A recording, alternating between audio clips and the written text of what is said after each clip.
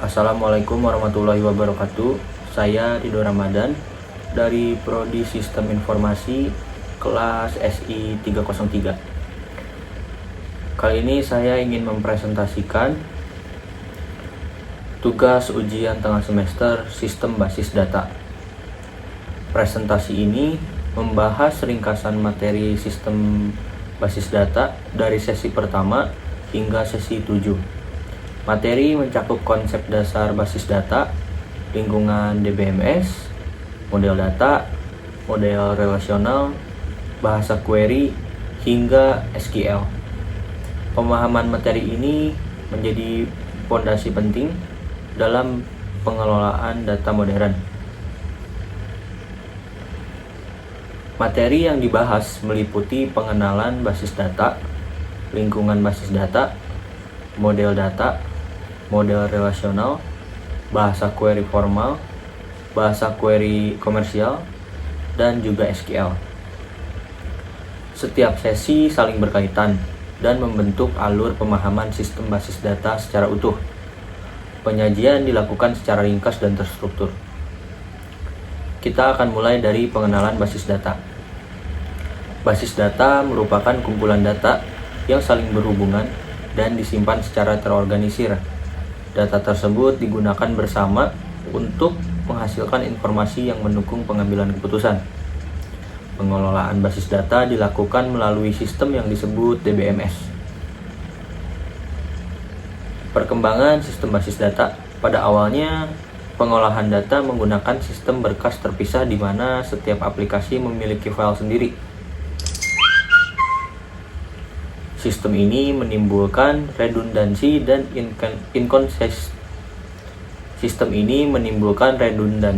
inkonsistensi data.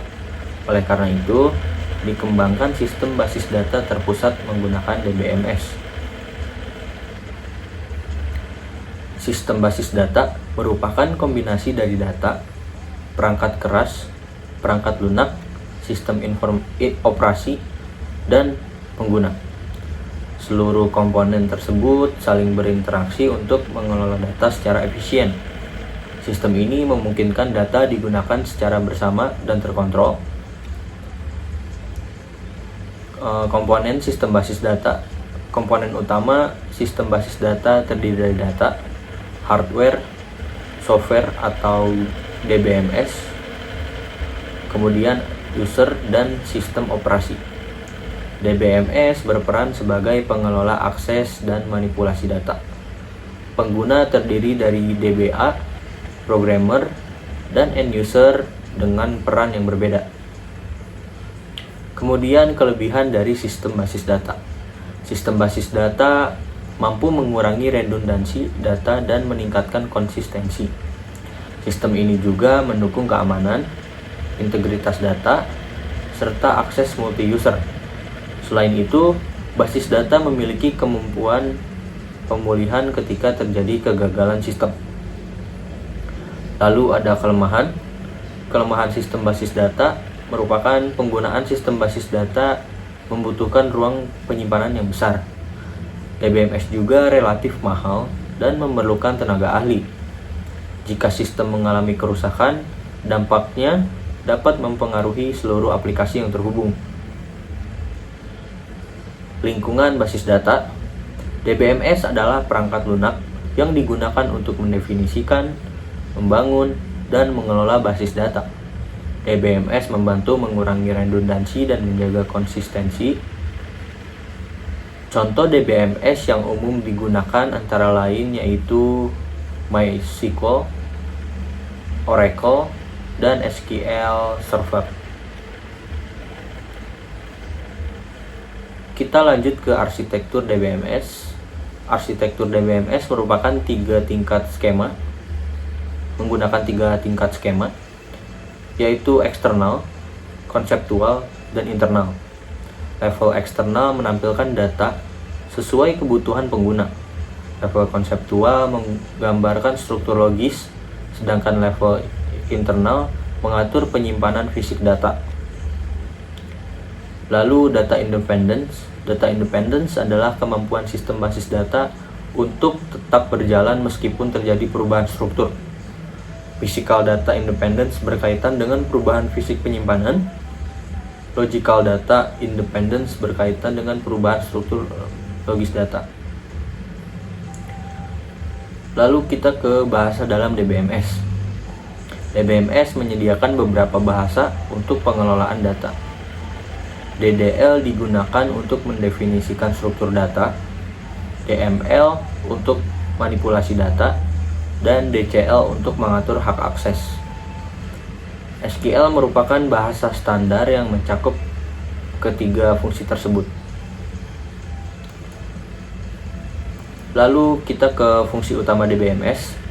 DBMS berfungsi untuk menyimpan, mengambil, dan juga memodifikasi data. Sistem ini juga menyediakan kontrol transaksi, keamanan, serta mekanisme pemulihan data. Fungsi lainnya adalah menjaga integritas dan konsistensi data. Arsitektur multi-user. Arsitektur multi-user memungkinkan banyak pengguna mengakses basis data secara bersamaan. Model yang digunakan antara lain adalah teleprocessing, file server, dan client server. Model client server paling banyak digunakan karena lumayan efisien dan aman. Kita lanjut ke data dictionary. Data dictionary merupakan kumpulan metadata yang menjelaskan struktur basis data.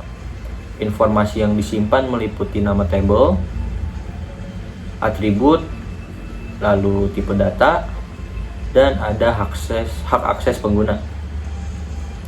Data dictionary membantu DBMS dalam mengelola basis data secara konsisten. Kemudian kita lanjut ke model data. Model data adalah cara menggambarkan struktur data dan hubungan antar data. Model ini digunakan sebagai dasar perancangan basis data. Contoh model data yang umum digunakan adalah model konseptual dan model relasional. Kita bahas untuk model relasional terlebih dahulu. Model relasional merepresentasikan data dalam bentuk tabel dua dimensi. Setiap tabel terdiri dari baris dan kolom yang saling berhubungan. Model ini diperkenalkan oleh EF Code dan menjadi standar utama DBMS modern. Istilah model relasional. Dalam model relasional terdapat istilah atribut, tuple, domain, degree, dan cardinality. Atribut menunjukkan kolom, sedangkan tuple menunjukkan basis data. Istilah-istilah ini digunakan untuk menjelaskan struktur-struktur secara formal. Kita lanjut ke kunci relasional. Kunci relasional digunakan untuk mengidentifikasi data secara unik. Primary key berfungsi sebagai identitas utama dalam tabel. Foreign key digunakan untuk menghubungkan satu tabel dengan tabel lainnya. Lalu ada integritas data. Integritas data menjamin keakuratan dan konsistensi data dalam basis data. Aturan integritas meliputi integritas domain, entitas, dan referensial. Aturan ini mencegah terjadinya data yang tidak valid. Kita lanjut ke bahasa query. Bahasa query digunakan untuk mengambil dan memanipulasi data dalam basis data. Pada model relasional, bahasa query dibagi menjadi bahasa formal dan juga bahasa komersial. Bahasa ini menjadi inti dari pengolahan data. Bahasa query formal berbasis konsep matematika.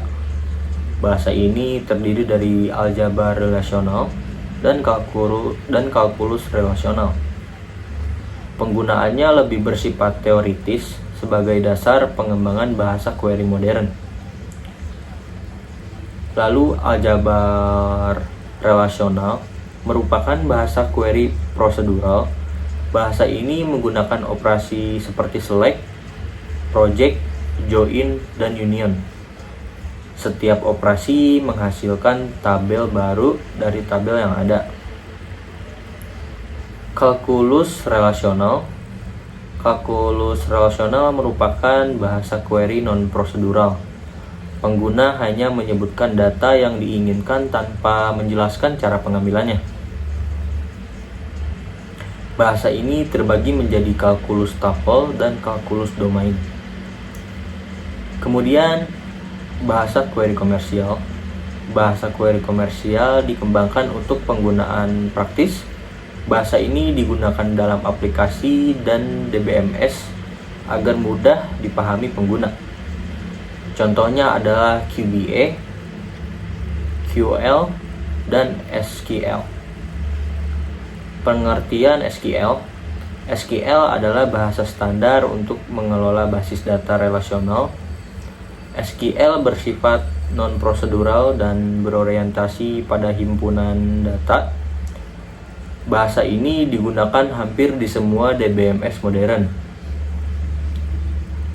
SQL terdiri dari DDL, DML, dan DCL. DDL digunakan untuk membuat dan mengubah struktur tabel. DML digunakan untuk memanipulasi data, sedangkan DCL mengatur hak akses pengguna. Kita lanjut ke contoh perintah SQL. Perintah SQL meliputi create, select, insert, update, dan juga delete. Perintah tersebut digunakan untuk mengelola struktur dan isi basis data. SQL juga mendukung pengelolaan transaksi dengan commit dan rollback. Materi sesi 1 hingga 7 memberikan pemahaman dasar tentang sistem basis data. Konsep ini sangat penting dalam pengembangan sistem informasi. Dengan memahami materi ini, pengguna mampu mengelola data secara efektif dan terstruktur. Sekian dari saya. Terima kasih. Wassalamualaikum warahmatullahi wabarakatuh.